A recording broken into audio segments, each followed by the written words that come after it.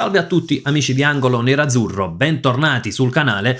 Dopo la live a caldo di ieri sera torniamo su Inter-Liverpool 0-1, andiamo ad analizzare anche dal punto di vista tattico, a mente un tantino più fredda, cosa non ha funzionato, cosa invece l'Inter ha fatto bene, perché poi ci sono degli aspetti positivi. Il problema è che però l'Inter poi non è riuscita a far male al Liverpool quando attaccava, quando era in fase di possesso.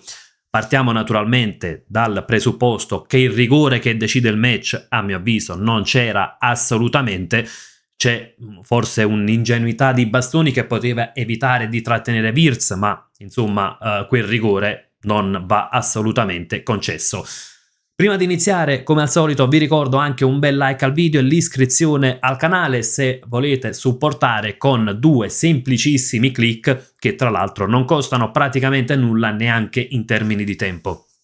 Iniziamo innanzitutto dal tipo di partita, dalla scelta tattica dei 2 allenatori, quindi il sistema di gioco del Liverpool. Vediamo un 4-3-1-2 e più che altro il sistema di gioco di base che il Liverpool, o meglio Arne Slot, imposta perché si adatta anche all'Inter, segno di un grande rispetto per la squadra di Chivu. E per un 4-3-1-2 soltanto come sistema di gioco di base, perché poi in fase di possesso diventa molto simile al 4-2-3-1 che ha utilizzato praticamente sempre il Liverpool, perché c'è Szoboszlai che avanza e va a giocare anche un po' tra le linee, quindi anche in una posizione, come dicevamo nel prepartita di ieri, una posizione che può disturbare. C'è Isaac, o Isaac, ecco, non vorrei sbagliare la pronuncia dell'attaccante del nome dell'attaccante del Liverpool, che va a giocare molto anche con la squadra, fa tanto movimento. E Ekitike, che è leggermente più largo, ma anche lui tende a stringere tanto la sua posizione. E ci sono i terzini che vanno in sovrapposizione, quindi Robertson, Gomez. Insomma, troviamo il solito atteggiamento del Liverpool quando si tratta di attaccare. Cosa però il Liverpool ha guadagnato mettendo questo centrocampo con 4-3-1-2, tra l'altro lasciando fuori anche un po' a sorpresa Wirtz dall'inizio della partita. Innanzitutto partiamo dalla prima costruzione del Liverpool. Cosa fanno? McAllister va molto incontro alla squadra e quindi si vanno a creare un po' delle coppie a centrocampo, quindi Mkhitaryan Szoboszlai, Jones Barella, McAllister. Qui abbiamo Çalhanoğlu che era il titolare, quando entra Zielinski cambia poco comunque dal punto di vista di questo aspetto tattico. In questo modo Gravenberch si abbassa in mezzo ai difensori centrali e diventa difficile portare il pressing, perché se si vuole portare il pressing uomo su uomo, praticamente uno dei centrocampisti deve avanzare. Qualche volta lo ha accennato questo movimento il centrocampo dell'Inter, ma a quel punto poi, per non lasciare solo una mezzala, bisognerebbe che un terzino uscisse, e quindi si va un po' a lasciare dei buchi. Ovviamente sarebbero un pressing uomo su uomo che potrebbe lasciare troppi spazi al Liverpool. E quindi cosa fa la squadra del Liverpool? Imposta a 3, i 2 terzini Robertson e Gomez sono anche molto alti, tra l'altro tenendo più bassi i nostri quinti, e ha la superiorità numerica sulla prima costruzione che avviene molto spesso scavalcando il centrocampo. Ecco, è un Liverpool che va a costruire in maniera anche abbastanza diretta, a cercare subito appunto i 4 in 4-5, insomma, gli attaccanti. E questo vediamo anche dalle statistiche di Van Dijk e Konaté. Come vediamo ci sono tanti passaggi lunghi, tra l'altro 6 su 9 quelli precisi per Van Dijk, per Konaté sono 5 su 8 quelli precisi, comunque sono tanti lanci. In questo modo poi il Liverpool molto spesso, ecco, si appoggia sia agli attaccanti ma anche ai terzini che avanzano. L'Inter però è brava poi ad agire sulle seconde palle, perché tanto è vero che questo modo di giocare del Liverpool poi non porta tante occasioni da gol. Gli XG a fine partita del Liverpool saranno 1,42, ma va calcolato che 0,79 è soltanto il calcio di rigore, quindi è un Liverpool che comunque non crea tantissime palle gol nei 90 minuti. Partita che tra l'altro era anche molto bloccata. In fase di non possesso, invece, cosa fa il Liverpool e perché ha il vantaggio, insomma, di avere questi tre centrocampisti? Fase di non possesso che avviene comunque sulla prima costruzione dell'Inter, comunque con un pressing alto.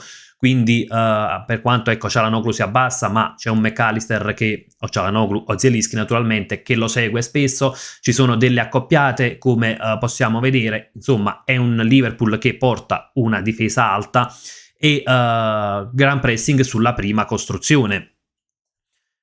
Quando l'Inter riesce ad evitare questo pressing e lo fa in più di un'occasione, dà la sensazione di poter trovare spazi. Il problema è che molto spesso poi è uno sviluppo lento quello dell'Inter, oppure manca il guizzo, la giocata, ecco, a volte un tocco di troppo, non si riescono a sfruttare queste ripartenze.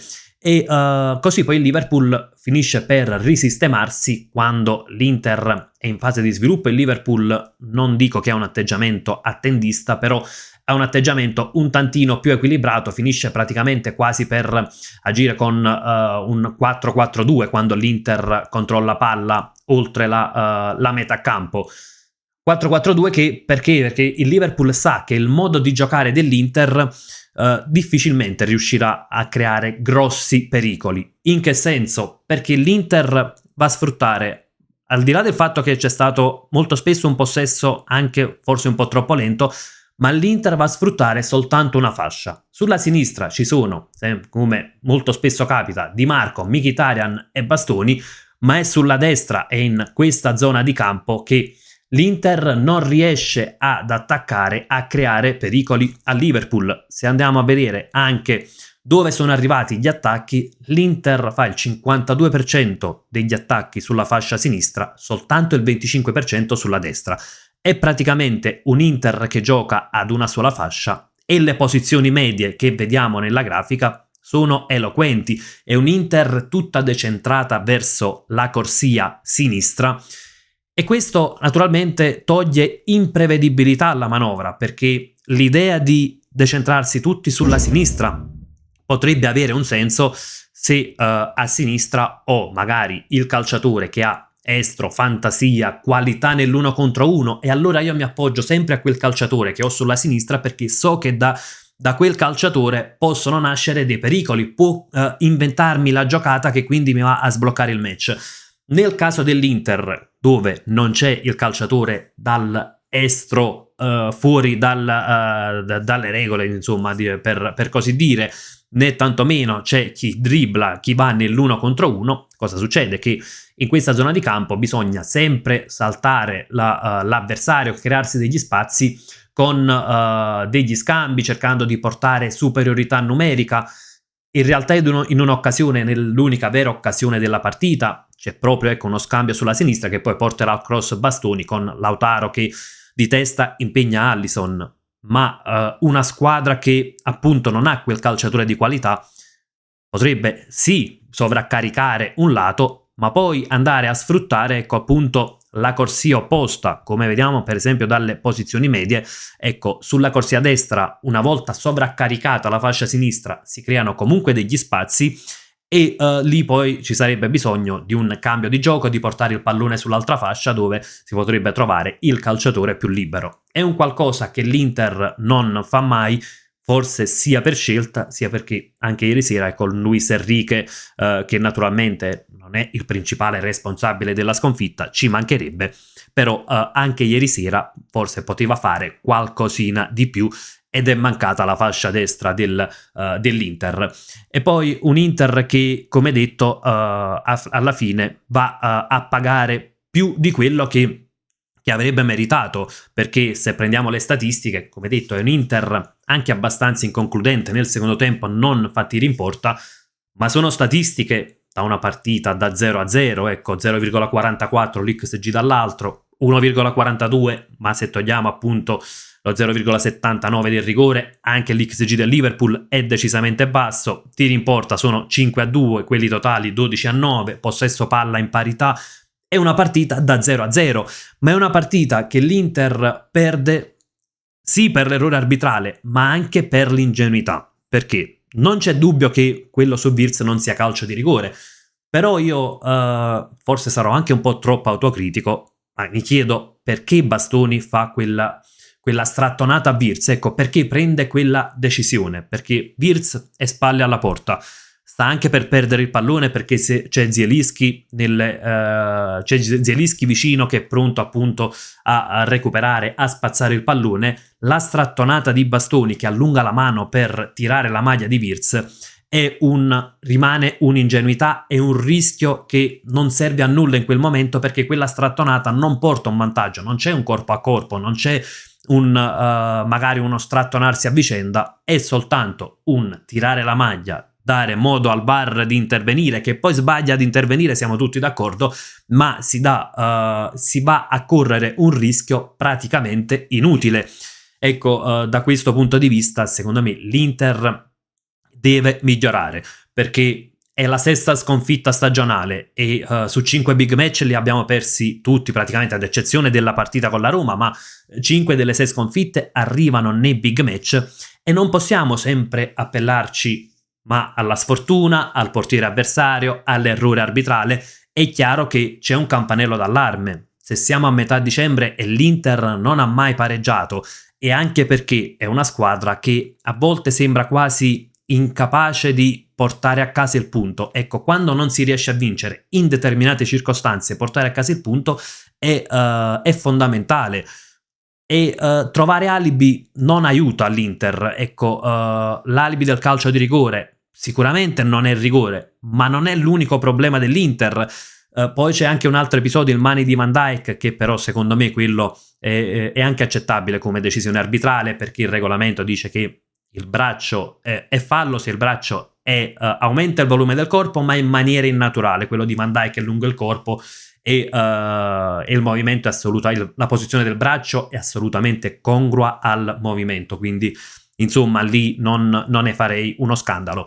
Però è chiaro che è un Inter che a volte dovrebbe imparare anche a portare a casa il punto. È successo a Madrid contro l'Atletico, quando l'Inter avrebbe potuto rallentare il gioco, addormentare un po' la partita, portare a casa un punto prezioso. È successo ieri, dove c'è comunque l'ingenuità di cui abbiamo parlato, e sono già 2 punti pesantissimi in ottica passaggio del turno, perché ora l'Inter si trova a 12 punti e dovrà affrontare Arsenal e Dortmund. 16 punti non danno la certezza di andare agli ottavi direttamente, ma per fare 16 punti significherà comunque fare almeno un punto con l'Arsenal e 3 col Dortmund o viceversa, ma insomma questi 2 punti persi tra Liverpool e Atletico rischiano di pesare tanto, ed è un discorso che si può tranquillamente estendere anche al campionato, perché magari partite contro il Milan, contro la Juventus, sono partite in cui almeno un punto puoi portarlo a casa, e non possiamo sempre pensare di essere stati sfortunati,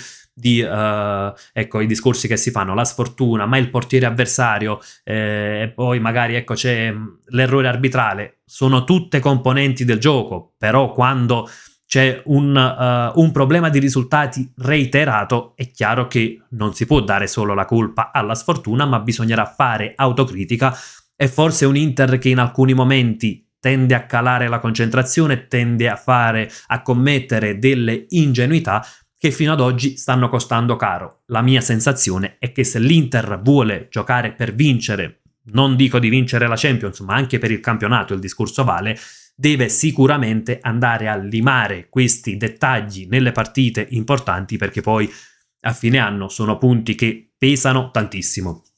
Ragazzi, fatemi sapere anche la vostra nei commenti, magari sia sulla prestazione generale dell'Inter, sia sulle prestazioni individuali che per alcuni aspetti, per qualche calciatore, anche hanno fatto storcere il naso. Non abbiamo visto il miglior Thuram, un Mkhitaryan che è sì intelligente dal punto di vista tattico, ma qualche volta sbaglia, ecco, qualche scelta. Forse è mancato anche il guizzo del singolo, come purtroppo spesso è capitato a questa Inter.